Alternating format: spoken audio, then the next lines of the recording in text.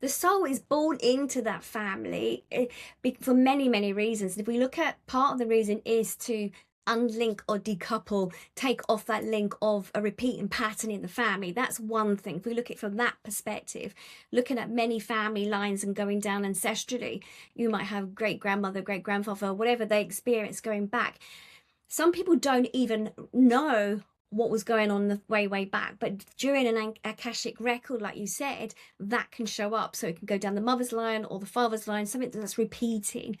And you've been born as a soul into this soul pod family to help to uncouple that, to release it, to let go of it, maybe for them, maybe for yourself, mainly is for yourself, to be honest.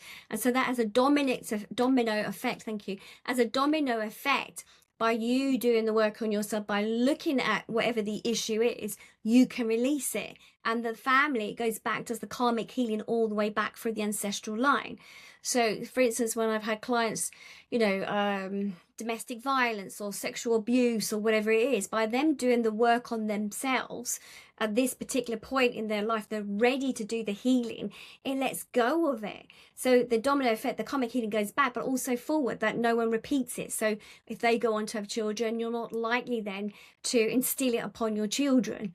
So, you know, depending on your mindset and for that healing of that wound that you do, it will create change moving forward because you're a different person. You've done the work on yourself. So it's not always about saying be positive. It's not that. That wouldn't just work alone, but it's like they're looking at energy frequencies. So if when you are going for a really difficult time, the more that you focus on that difficult time, if you are not resolving it either in therapy or you know whatever it is, however you're clearing it, if you're not doing that, it's going to just keep repeating itself constantly, and it's going to be difficult. So to stop that, like a repeating record, you have to take the needle off the record and do something that you can distract your mind, because your mind is creating more of the energy.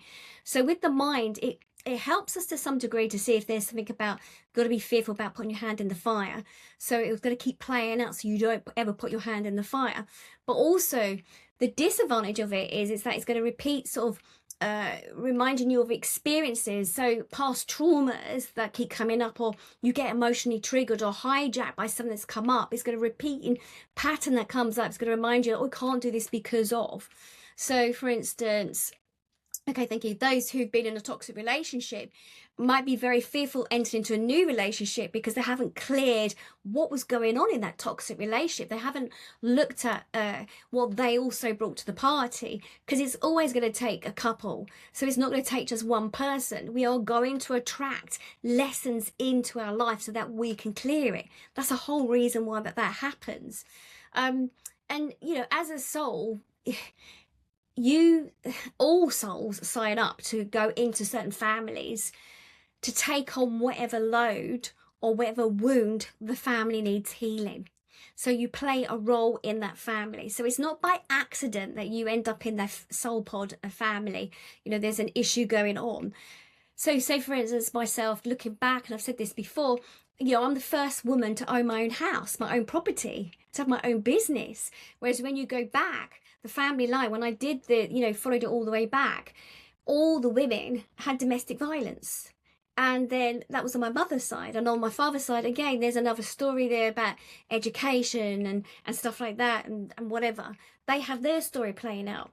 But by me then now stepping out of a toxic relationship, I've also shown my daughter, actually, look, this is not the way to be treated. I haven't said it, but she has felt it. She's aware of it. So she's unlikely to then go on to have a toxic relationship, and then her children moving forward. So it's a domino effect going back ancestrally. I know I've had, you know, my great-great-grandmother come in and sort of, you know, was grateful for the work that I did, but I had to do the psychological work on myself and energy work on myself to understand actually the role I also played in the family. So I came in, I did the work on myself. So how I changed then with the conversations I had with my mother, the communication with my mother, that's changed something in her. That goes back to her side of the family and also moves forward. So again, when we're here as a soul, it's for us to see that what is coming to the surface. What have I been shown in the Akashic Records? Is it a past life that still needs to be resolved, undone?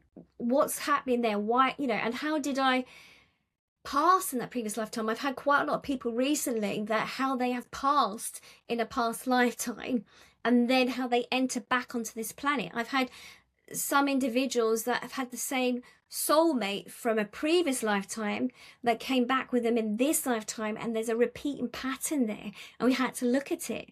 So it's all about lessons about our soul progressing. That's why we're here.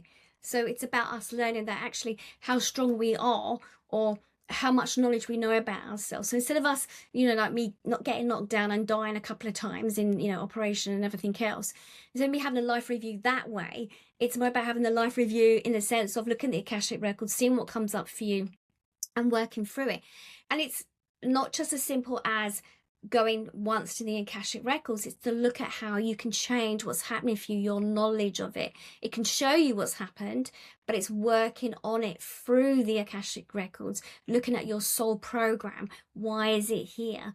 That will actually help. So when I say about you know, trying to connect back to yourself, that actually takes the needle off the record, in the sense of your, you know, subconscious mind doesn't get caught up in all the illusions of what's happened to you.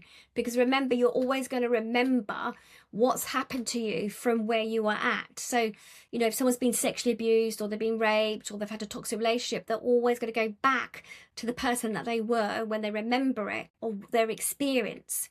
But you've changed the person that you are today. You have changed to some degree, or your understanding of why it's happened. So it needs the work to go backwards and forwards to overlay it with new information. And every time we do the work on ourselves, every time we look at what's going on, you know, in our lives, why we are where we are today, we are expanding the knowledge that we know more about ourselves. We're having a greater understanding of how we got to the place we are here today. We understand that our journey, we can reflect on our childhood, we can reflect on our teens, we can reflect through life and have a greater understanding actually what did happen, and look at it and go, right, okay. I mean, there's a terminology like rose tinted glasses, looking back at something. When we look back at our past, depending on how we're feeling today, if we're feeling quite down and depressed and we look back at our past, we are likely to go to look at the depressive side of things, like what was the negative bits. We might only remember that. I know when I work with clients, they remember, you know, the toxic relationship, but we all have a part to play.